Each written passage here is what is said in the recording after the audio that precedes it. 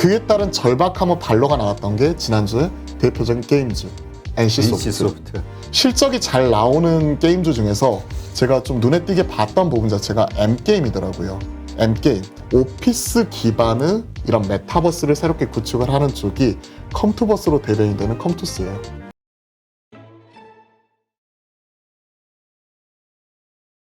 오늘 모신 분은 메이크잇 박창윤 이사님. 안녕하세요. 네, 안녕하세요. 네. 일단 오늘 시장도 좀 안 좋네요. 안 좋습니다. 네. 코스피는 0.9%, 코스닥은 0.4% 마이너스죠. 이런 상황에서 또 올라가는 섹터와 종목들만 올라가니까 이런 차별화, 양가 장세가 지난주에 이어서 이번 주도 계속 지속이 되고 있는 상황이다. 이렇게 말씀드릴 수 있겠네요. 네. 하여튼 지금 뭐 댓글창을 보더라도 많은 분들이 이거 너무 이 짜증나고 어렵고 맞아요. 화나니까 정말 미국으로 가야 되는 거 아니야? 이런 얘기들을 많이 하시는데. 그렇죠. 네. 근데 또 어떤 분은 또 그렇게 생각해요. 이렇게 우리의 투자 심리가 이렇게 막 한국 시장을 떠나야 된다. 또 삼성전자를 매도하고 있다고 그러잖아요. 요새 개인들이. 맞아요. 그러다 보니까 이게 바닥을 알리는 신호 아니겠냐. 이런 얘기 하시는 분도 있기는 해요. 이런 무슨 드라마틱한 반전을 바라기에는 지금 현실은 녹록지 않다 보니까 그에 따른 괴리감이 계속 나타나는 것 같아요. 미국장에서도 보면 최근에 뭐 리비안이나 루시드 모터스 뭐 어제 급등을 했었죠. 그리고 테슬라라든지 이런 친환경차나 아니면 최근 메타버스나 뭐 양자 컴퓨터 뭐 이런 신기술이 적용이 된 이런 성장 산업 이런 쪽만 가는 모습이고 전통적인 굴뚝주 이런 쪽 같은 경우는 유독 또 안 좋은 흐름이 나타나고 있죠. 특히나 11월 들어서 우리가 드라마틱한 반전을 기대했었던 소비, 내수 쪽에서의 이런 리오프닝 관련된 종목들은 바닥이 어디인지 모를 정도로 계속해서 하락하는 모습이 나타나고 있기 때문에 최근에는 떨어지는 종목은 계속해서 떨어지고 올라가는 종목들은 계속해서 올라가는 이런 양극화 현상이 미국장 그리고 우리나라 시장에서도 그대로 전개가 되고 있는 상황이다라고 말씀드릴 수 있겠네요. 네.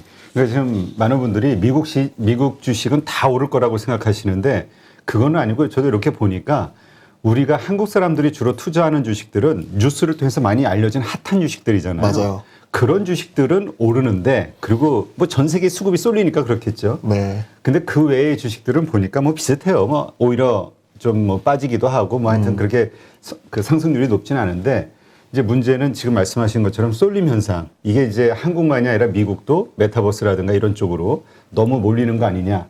근데 특히 한국 시장 같은 경우는 더 심한 것 같다는 생각이 들어요. 특히나 지금 한정된 수급이 이쪽으로만 계속해서 쏠리다 보니까 실적이 나와가지고 뭐 PR 2다, 3이다 하는 이런 주요 굴뚝주라든지 전통적인 종목들 같은 경우에는 바닥이 어딘지 모를 정도로 하락하는 모습인데 심지어 삼성전자도 실적으로만 보면 역사적 고점에 가 있어야 되는데 이제 드디어 참다 기다리다 지친 이제 개인들이 손절이 나오기 시작할 정도로 지금 최근에 투심이 많이 악화된 상황이고 오히려 최근에 뭐 적자나고 있는 기업들 같은 경우도 메타버스라는 이름으로 혹은 NFT라는 이름으로 최근에 계속해서 고점을 경신해 나가는 모습을 보았었을 때 지금 시장은 완전한 양극화가 나타나고 있는 것 같아요. 지금 시장에서 바라보고 있는 포커스는 딱 이겁니다. 한 종목을 단적인 예로 들어서 말씀드려볼게요. 제가 메타버스 관련해서 대장주 중에 하나라고 말씀드렸던 위직 스튜디오 같은 경우에는 지금 현재 보면 올 상반기 내내 적자예요. 근데 현재 시가총액이 2조 원이 넘어갑니다. 매출액이 작년에 급등을 했음에도 불구하고 매출액은 1,000억. 그러니까 PSR로 보더라도 지금 뭐 20배가 넘어가는 기업이고 이익으로 따지면 사실 밸류에이션으로 측정이 안 되는 상황이죠. 적자나는 기업인데. 그렇죠. 그렇지만 지금 시가총액이 2조 원이 넘어가는 쪽은 이미 그쪽 같은 경우에는 가는 쪽만 가는 이런 수급이 형성이 되어 있다는 부분인 것 같아요. 즉 최근에는 시장에서 돈을 번다? 많이 못 번다. 혹은 밸류에이션이 싸다 비싸다의 문제가 아니라 지금 현 시점에서는 앞으로 1년 후, 2년 후에 이쪽으로 돈이 많이 모일 거야 하는 시장 참여자들의 기대가 지금 주가를 움직이고 있는 이러한 상황이기 때문에 이러한 부분에 빠르게 적응하시는 분과 그렇지 못하시는 분들은 수익 격차가 크게 벌어질 수밖에 없는 거죠. 네. 그러니까 뭐 그 저희 방송에서도 한번 출연하셨던 분 추세 추종 매매 그렇죠. 그것도 계속 말씀드리고 있죠. 예, 그런 분들 이야기 들어보면은 주도주 근처에서 놀아야 수익이 나오지 이런 이유로 다른 쪽에 있다가는 수익률이 없다. 맞아요. 요즘 그런 게 너무 심한 장세인 것 같기는 해요. 그래서 일전에 한번 보여드렸죠. 시장에서 주도 섹터 찾는 방법. 저는 수급, 외인들이 많이 산다, 기관이 많이 산다, 관심 없다. 오히려 이쪽보다는 시장의 힘과 에너지가 어디에 집중이 되는지, 거래대금 1위부터 30위권 그 상단을 계속해서 추적을 하고 그게 계속해서 반복이 되는지 여부 자체를 체크를 하자. 이 부분을 말씀드렸고, 주도 섹터 안에서 추세 추적 매매하는 데 있어서 저도 120% 공감을 합니다. 그리고 최근에 그게 잘 먹히는 장이에요. 그러한 측면에서 일전에 NFT에 대해서 설명을 드리면서 그에 따른 개념이나 메타버스 이런 부분도 같이 말씀드렸고, 다시 한번 말씀드리지만 이쪽이 돈을 버냐 못 버냐가 중요한 게 아닙니다. 지금은 앞으로 1년 후, 2년 후에 여기에 돈이 몰릴 거야 하는 시장 참여자들의 기대가 만들어내는 주가가 올라가는 이런 장이기 때문에 그러한 부분에 동참하냐 못하냐의 딱 그런 차이인 것 같아요. 그래서 지금은 이쪽의 추세를 잘 타시는 분들 입장에서는 정말 좋은 장이야 이렇게 생각할 수 있는데, 밸류에이션이나 가치 투자자의 영역에서 보았을 때는 진짜 재미없고 진짜 어려운 장이 될 수밖에 없는 거죠. 네. 그러니까 지금 뭐 해봐야 그쪽 섹터 그런 주식을 가지고 있는 분들이 얼마나 되겠어요. 대부분의 분들이 지금 엄청난 소외감을 느끼고 있는 거죠. 그렇죠. 이쪽은 팍팍 매일 날아가는데 이쪽은 계속 떨어지고 삼성전자, 현대차 그렇게 실적 좋고 뭐 그렇다지만 계속해서 주가 바닥이 어디인지 모를 정도로 계속 하락하고 있으니까 너무 답답하죠. 포스코 봐봐. 맞아요. 포스코도 실적이 어마어마한데 실적이 포스코가 2분기에 2조 2천억 나왔고 3분기에 그 3조 1천억 나왔나요? 그러면서 2분기 연속에서 사상 최대 실적을 분기 단위로 경신했어요. 근데 지난주에도 제가 포스코 현대제철 똑같습니다라고 하면서 같이 한번 보여드렸었죠. 이게 포스코 주가 차트입니다. 일봉이에요. 딱 이거 보면 그냥 말할 필요도 없는 것 같아요. 이거는 그냥 정말 뭐 엄청난 악재가 있는 회사의 그래프. 맞아요. 뭐 회사가 망하는 것도 아니고. 근데 주가 흐름을 보시면요. 2분기에는 지금 이러한 부분 관련해가지고 실적 같은 경우가 2조 2천억. 잠시만요. 이거 보죠. 한번.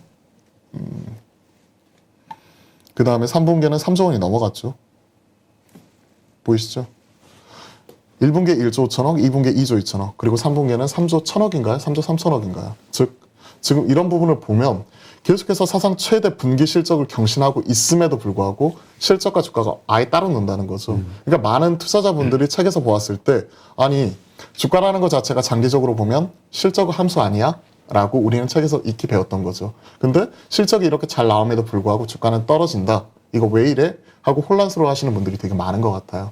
그런 부분의 차이에 대해서도 지금 시장에서는 당장의 밸류, 가치보다는 오히려 지금은 성장에 대한 이런 모멘텀에 좀 더 주목을 하는 시장이다라는 것 자체를 먼저 이해하시고 넘어가야 될 것 같고, 그러면 이 실적 차례가 언제 오느냐? 저도 개인적으로 그게 궁금해요. 근데 그러한 부분 같은 경우에 이렇게 추세적으로 하락하는 종목은 최소한 이런 부분에 있어서 원칙이 중요하다고 말씀을 드렸잖아요.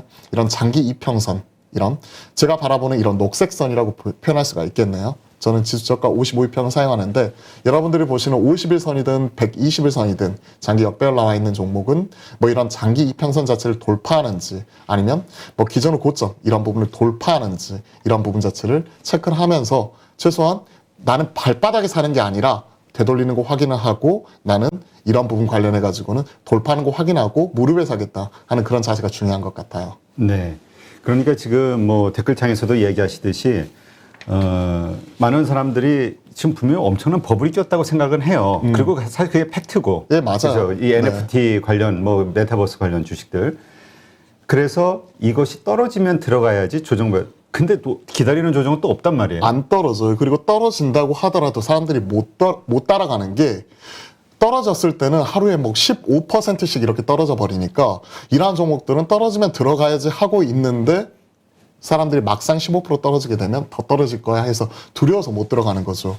예를 들어서 일례로 이런 거죠. 위메이드 같은 뭐 이러한 종목들 같은 경우가 지금 그동안에 떨어지면 들어가야지 하는 대표적인 종목 중에 하나죠. 한번 보죠. 차트를 보시면요. 위메이드 같은 경우가 딱 이런 상황입니다. 참 차트만 놓고 보면 뭐 하늘로 승천하고 있는 이러한 모습이죠. 그런데 보시면 아시겠지만 떨어졌을 때 이날, 둘째 날 이런 식으로 떨어졌을 때 이날 이렇게 흔들어 버려요. 20% 떨어졌거든요. 이날. 근데 이때 이렇게 막상 떨어지면 들어가야지 하셨던 분들은 못 들어가죠. 못 들어가죠. 이러한 부분에 있어서. 자, 밑에서부터 바닥에서 27,000원짜리가 거의 20만 원이 갔다.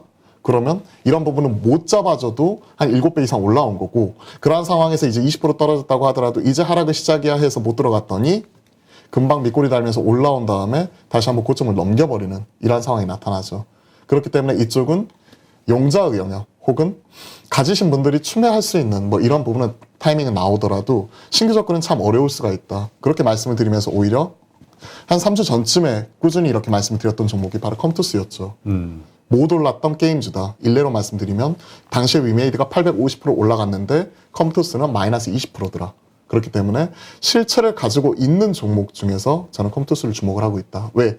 모회사인 게임빌이 컴투스 홀딩스로 변경을 하면서 컴투스 같은 경우에도 위직 스튜디오 인수라든지 그리고 여타 애니모카 브랜드 캔디 디지털 같은 해외 유수 기업들과 실체를 가지고 진행을 하고 있더라. 그러면서 그때 당시에 이제 말씀드렸던 부분에서 전고점까지 50%가 순식간에 올라와 버렸죠.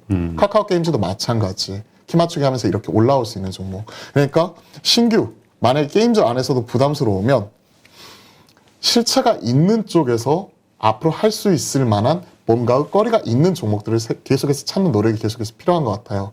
여기에서 이제 밸류 따지고 실적 따지고 이러면 사실 이쪽은 투자하면 안 돼요. 이쪽은 추세 추정하고 주도 섹터 안에서 주도주 잡으려는 분들의 영역이라고 생각을 합니다. 이런 부분을 얘기를 하고 있는 거고 위직 스튜디오도 한번 보여드릴게요. 앞서 2조라고 말씀드렸죠. 보세요. 정말 엄청나네. 엄청나죠. 참고로 이 실적에 대해서 한번 보여드릴게요. 한번 보세요. 자, 이게 실적입니다.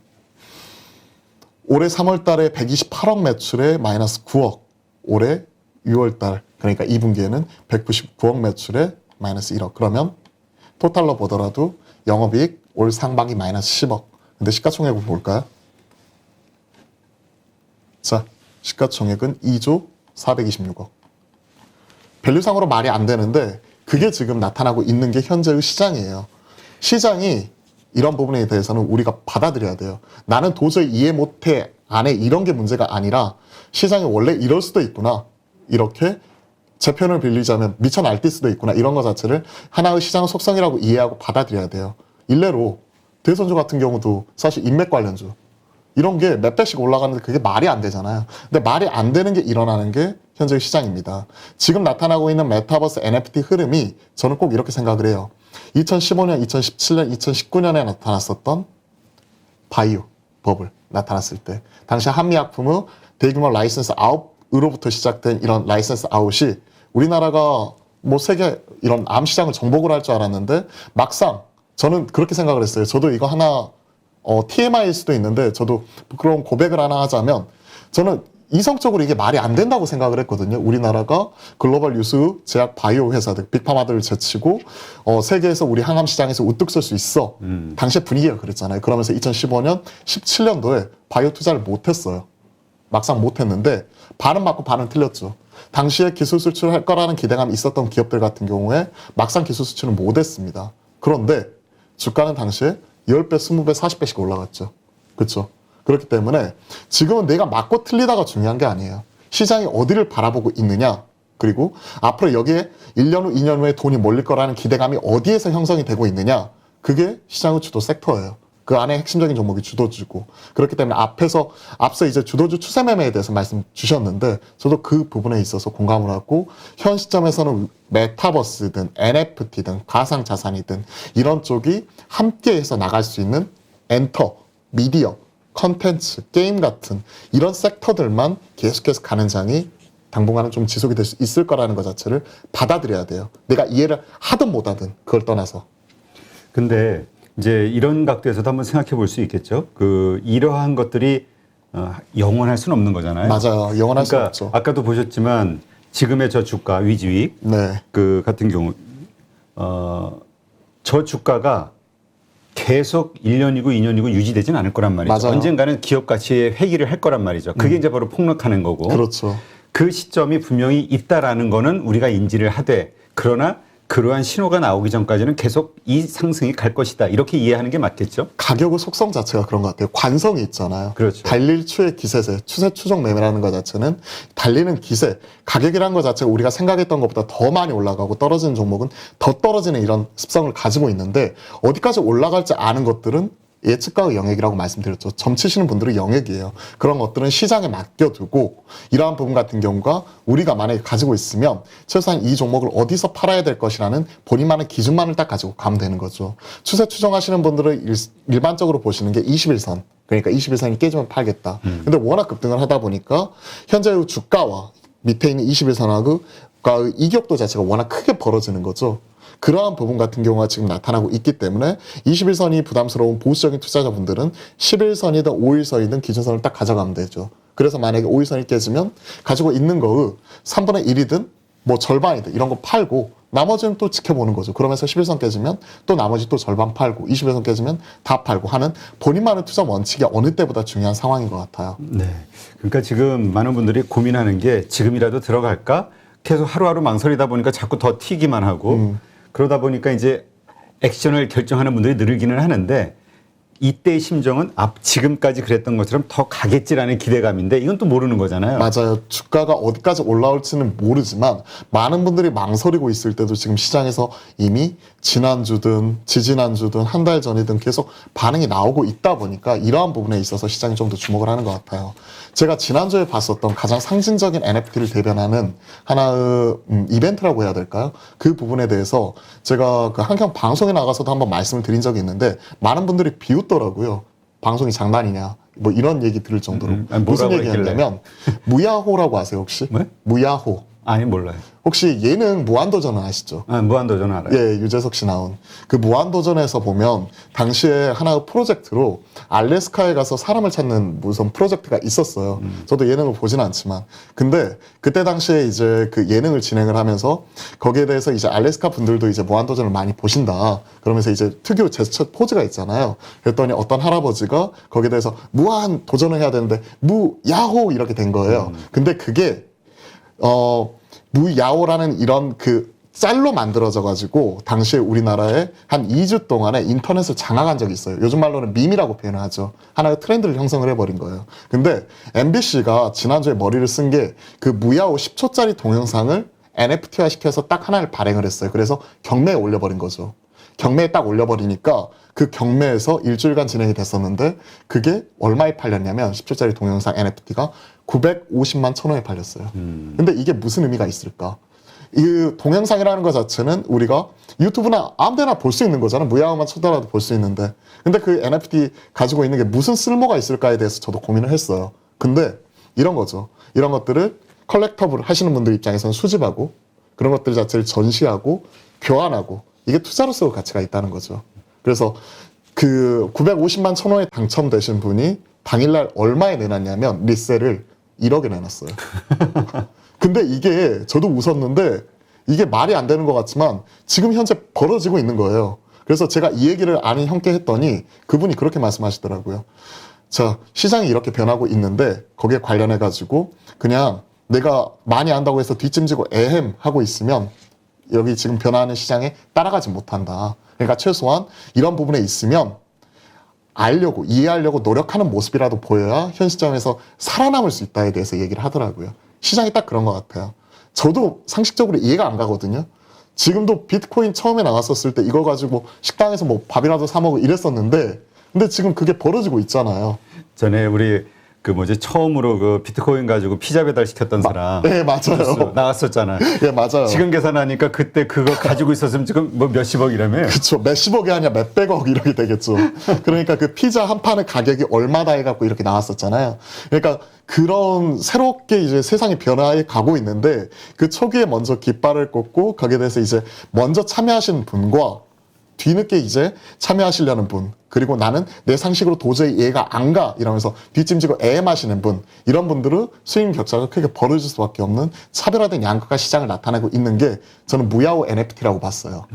그게 이제 단적으로 그렇게 아 세상이 이렇게 변화가고 있구나 내 상식적으로 이해가 안 돼요. 제가 머리가 멍청해서 그런지 몰라도 저는 이해는 못하지만 최소한 그런 부분이 그 변화해가고 있다는 것 자체를 모르면 외우기라도 하라고 하잖아요. 저 학교 다닐 때. 수학 공식 모르겠으면 암기라도 하라고. 최소한 암기라도 하려고 하는 노력이라도 해야 될 것 같아요. 지금 시장이 딱 그런 것 같습니다. 네.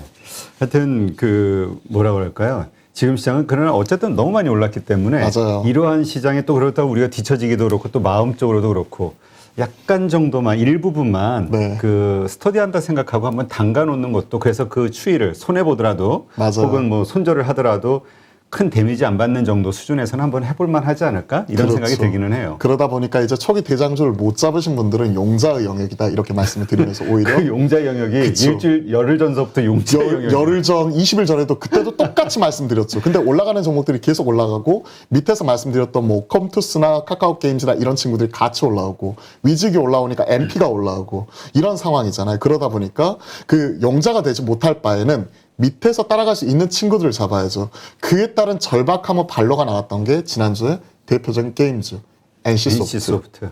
그 상한가 그게 어떤 의미를 갖는지를 우리가 이해해야죠. 진짜 NC소프트 전년 동기 대비해서 50% 넘게 실적이 부러지고 그럼에도 불구하고 우리도 NF 이렇게 하려고 하는데 갑자기 주가가 반응하기 시작해서 NFT 말하니까 바로 주가가 튀기 시작해서 그날 상한가에 끝나버렸잖아요. 물론 그때 당시에 삼성옥선 슈퍼 개미의 영향도 있었겠지만 근데 결국 그런 것들이 시장에서 이런 성장에 대한 목마름인데 남들 다 튀었었을 때 밑에서 안 튀었던 이 친구가 무엇이 있을까 계속 고민하고 있는 시장 절박함의 발로라고 생각을 해요. 그게 표현이 된 거죠. 자, 그래서 그 지금 이제 우리가 고민을 해야 되는 게 그럼 지금 시점에서 맞아요. 덜 오른 게임주가 어디가 있을까? NFT나 메타버스 관련주가 네. 뭐가 있을까? 그래서 우리가 조금 시범적으로라도 한번 좀 담가볼 만한 게 뭐가 그게- 있을까? 참 이거 의미 없는 것 같기도 한데 근데 그런 노력 자체는 계속해서 나타나고 있는 것 같아요. 앞서 말씀하셨다시피 10일 전에도 그랬고요. 20일 전에도 그랬었어요. 게임즈 내에서도 지금 보면 NC소프트 같은 경우에는 오히려 저는 그 아까 말했던 슈퍼개미, 삼성옥 슈퍼개미가 오히려 팔고 나가는 게 지금은 오히려 불확실성 해소. 그러니까 수급적인 불확실성이었잖아요. 그렇죠. 그게 해소가 되면서 어제부터 시장은 반응이 나오고 있어요. 그러니까 팔고 모두 나갔어요? 팔고 나갔어요. 아, 금감원에서 조사 들어간다고 했잖아요. 그러니까 바로 그랬어요? 예 맞아요. 아. 그래 버리니까 이게 시세 조정 혐의나 이런 부분이 있으니까 자세하게 들여다 보겠다 얘기하니까 바로 그 다음 날 바로 팔고 나갔습니다. 그러면서 이제 어제와 오늘 반응이 나오고 있습니다. 그러니까 오히려 이런 쪽에서 기회 요인을 찾아볼 수가 있겠죠. 그리고 시장에서 지금 오버행 관련된 이슈가 있었던 크랩톤 같은 경우도 지금 계속해서 꾸준히 올라오는 모습이 나타나고 있잖아요. 오늘도 4.9% 올라오고 있는데 물론 역사적 고점이지만 이러한 부분 같은 경우에도 신규 상장하고 나서 너무나 오랜 기간을 옆으로 긴 이후에 지금 반응이 나오고 있어요. 한번 차트 한번 볼까요? 차트 한번 보시면 이 종목 같은 경우는 남들 다 올라갈 때 올라가지 않았었어요. 이제 지금 이거 지난주부터 반응 나오고 있는 거잖아요. 이러한 것들이 이제 신규 종목 찾는 가운데서 움직이고 있는 대형주들 이러한 부분인 거죠. 뭐 이러한 부분이나 아니면 이제 그 내일 이제 지스타 오늘이죠. 지스타 개막을 하는 부분이죠. 그러면서 이제 3N, 넥슨, 넷마블, NC는 참여 안 하지만 거기에 신규로 참여하고 있는 기업들 뭐 위메이드라든지 이런 쪽도 참여하면서 향후 비전이나 이런 부분을 밝히는데 뭐 이러한 관점 속에서 또 이런 중소형 게임주들이 튈 수 있겠죠. 실적이 잘 나오는 게임주 중에서 제가 좀 눈에 띄게 봤던 부분 자체가 M게임이더라고요. M게임 한번 보여드릴게요. 이 부분을 보시면 M게임이 오늘 NFT 한다고 해서 갑자기 날아갔거든요. 근데 제가 이번 주 주목을 했던 게 이 친구도 물론 많이 올랐습니다. 근데 오늘 오르기 전에 이 친구 같은 경우가 실적이 잘 나왔어요. 보시면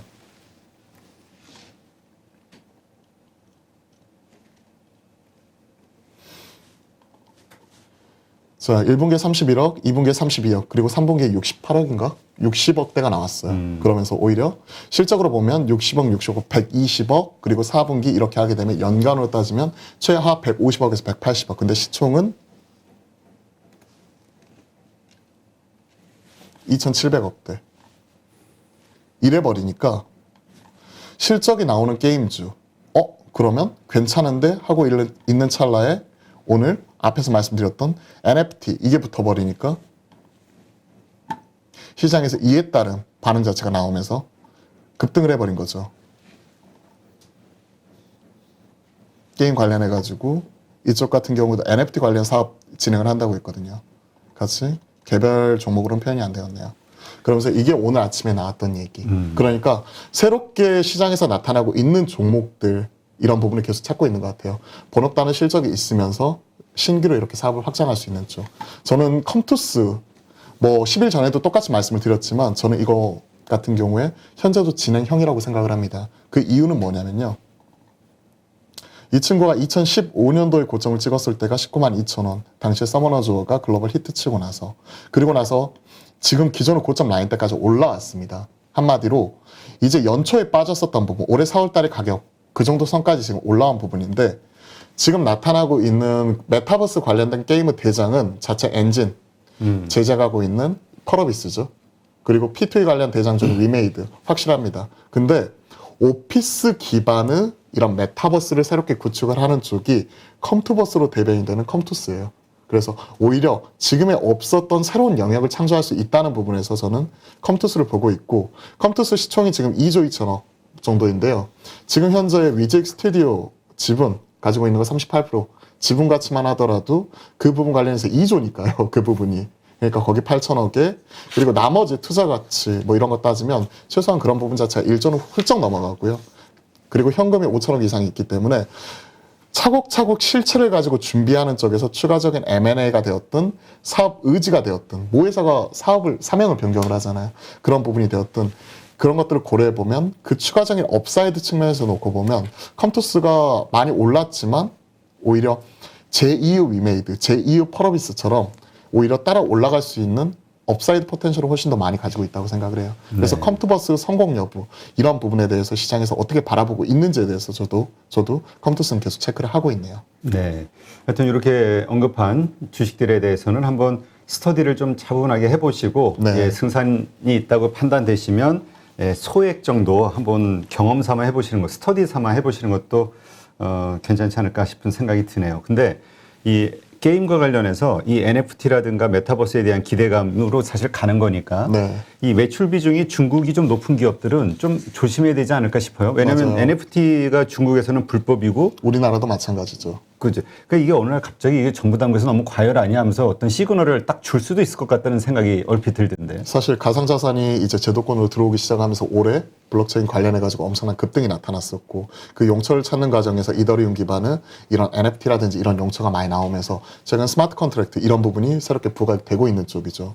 이와 관련되어서는 국내에서는 아직까지 제도가 정비가 되지 않은 상황에서 이게 P2E라는 것 자체는 불법입니다. 현재 스팀을 통해서 이런 부분 진행을 하고 있는 글로벌 게임 자체도 미르포는 이런 부분에 있어서 과금, P2E 자체는 적용을 하지 않고 있죠. 그럼에도 불구하고 유저 기반 자체가 늘어나고 있고 시대적 분위기, 트렌드 자체가 이쪽으로 가기 때문에 그런 부분을 도입을 하기 위해서 논의를 하고 있다는 거죠. 그에 따른 기대감이 반영이 되는 거고, 이게 향후에 제도권에 들어오게 되면 여기에서 한 번 더 퀀텀 점프할 수 있는 여지가 있는 거죠.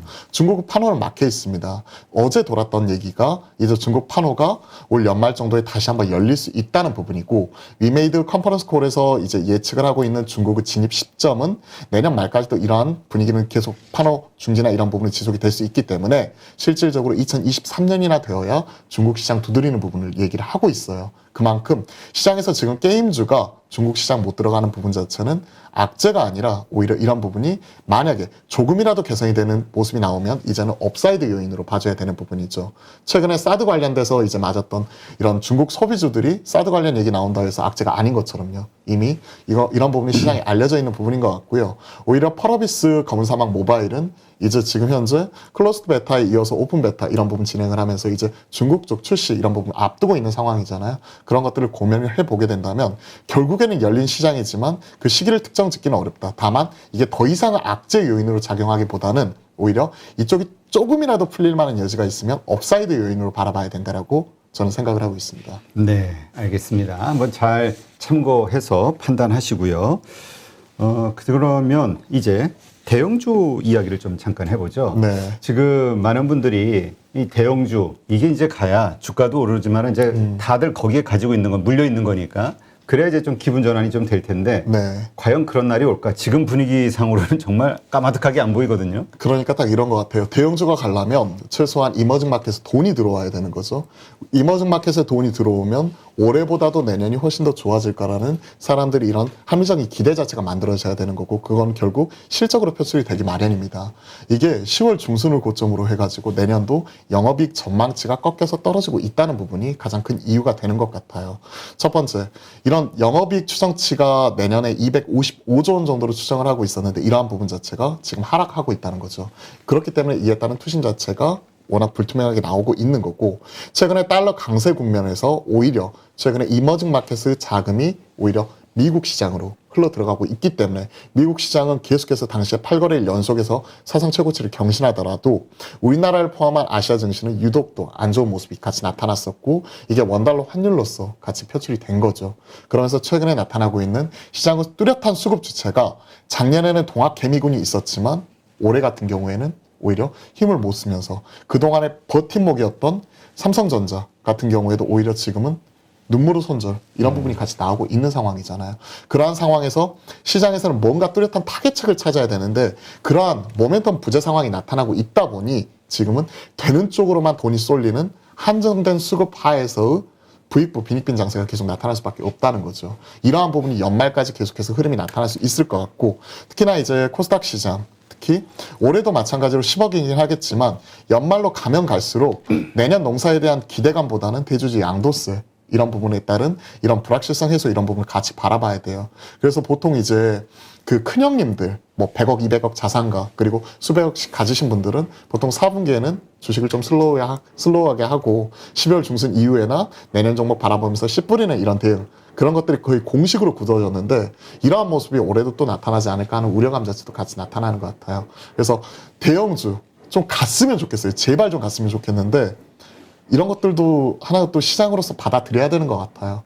남들 올라가야 될 자리에 좋은 실적에도 올라가지 못하고 오히려 떨어지더라. 그러면 시장의 목소리가 시장에서 이렇게 떨어지는 것 자체를 받아들이고 실적이 없고 적자인데도 오히려 성장에 대한 기대감에 올라가는 쪽이 끝도 모르고 올라가더라. 이 또한 시장이구나. 받아들이고 오히려 이런 것들 보기 싫으면 그냥 모니터 꺼놓고 내가 가지고 있는 종목들 가치 투자 형태로 엉덩이 무겁게 깔아 뭉기면서 시간에 녹여야 되는 과정이라고 생각을 하고 있고요. 그게 아니고 시장이 조금이라도 흐름을 따라가야 된다 하시는 분들은 일정 부분 게임이 되었던 아까 말했던 NFT, 메타버스 뭐 이런 쪽이 되었던 일정 부분 뭐 흐름이라도 일정 부분 따라가는 거죠. 뭐 그런 식으로 선택의 문제인 것 같아요. 결국 네. 손절 타이밍도 이미 대형주 단에서는 많이 또 지나오다 보니까 그게 좀 안타깝죠. 그렇죠. 그 수백억대 부자 그분들을 형님으로 모시고 싶네요. 여의도 생리가 그런 것 같아요. 아니 이 건물에도 그렇게 많다는데. 많죠. 여기가 이제 여의도 매미들의 성지잖아요. 매니저, 애널리스트, M이라고 표현을 하는데 이런 분들의 성지가 바로 이 빌딩이잖아요. 그래서 이 빌딩 같은 경우도 그러신 분들이 많고 여의도에서는 그 보통 이제 주식에서 돈을 많이 벌었어요. 그러신 분들 같은 경우가 술 사주고 밥 사주면 형님. 저보다 이거는 나이의 유무하고 상관없습니다. 나이가 많고 적고가 아니라 저보다 동생이더라도 주식 더 잘해서 돈을 많이 벌어서 밥 사줄게 그러면 바로 저는 형 이러면서 바로 고개 숙입니다. 아니 이제 엘리베이터 타면은 만나는 낯선 사람들에게 항상 깍듯이 인사를 하면서 좋은 모습을 보여줘야 되겠어. 형님이시잖아요. 형님으로 모실 분이 있을 것 같아. 그러면서 이제 밥이라도 한번 사주고 이거 하면 바로 또 형님이죠. 근데 결국 이런 것 같아요. 결국 돈은요.